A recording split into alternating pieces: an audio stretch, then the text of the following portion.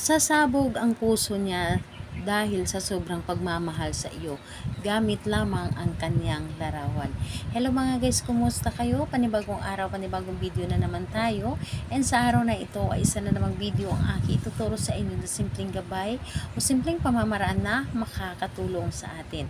At bago ang lahat, gusto ko lang mag-disclaimer sa mga taong hindi naniniwala at hindi gusto ang mga kagaya nitong video. Please skip this video at maghanap kayo ng videos na gustong gusto nyo.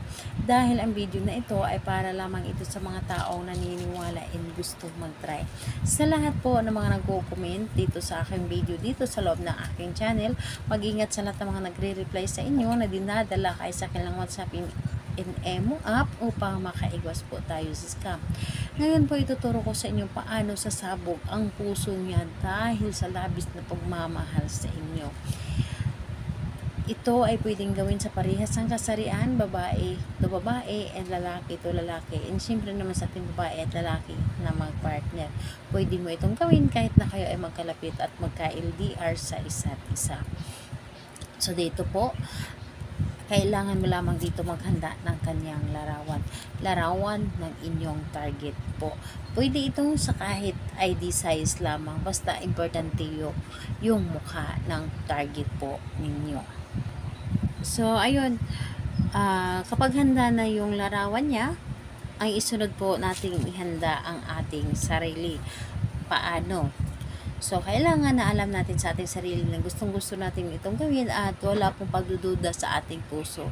Yung tipong para bang hinihila tayo na gawin ito and kailangan na buo ang ating loob, tiwala at paniniwala sa paggawa nito.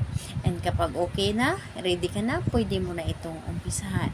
So, ang gagawin mo lamang dito, yung larawan niya, kausapin mo lamang.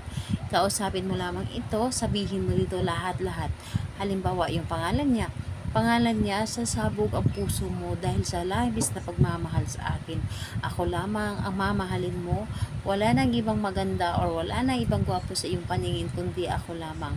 Ako lamang ang gusto mong makasama habang buhay. Ako lamang ang gusto mong makausap. Ako lamang ang gusto mong makita. Ako lamang ang kaligayahan mo at wala nang iba pa. Kahit anumang pagsubok na dumating sa atin, ako at ako lamang ang iyong mamahalin.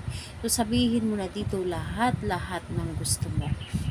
Ayan, pagkatapos nun, yung larawan niya ay halikan mo ito ng 3 beses. Halikan mo ito ng 3 beses na para bang siya mismo ang hinahalikan mo sa personal. Yung halik na may pagmamahal. Yes po. Yung tipong hinahalikan natin yung tao mahal natin, yung feel natin, yung pinaparamdam talaga natin sa kanila kung gaano sila ka-importante at gaano sila kamahal or gaano natin sila kamahal. Yun po ang paghalik ninyo para mas mabilis nyo maramdaman ang iyong ginawa. And ayun po, pagkatapos nun, yung larawan niya, ilagay mo lamang ito doon sa ilalim ng inyong unan.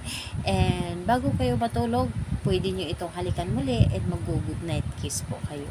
So, ayun po, gawin ito sa kahit anong araw at oras naman pwede. Basta buo lamang ang inyong loob sa paggawa nito. Salamat po sa inyo. Bye-bye everyone. God bless us all.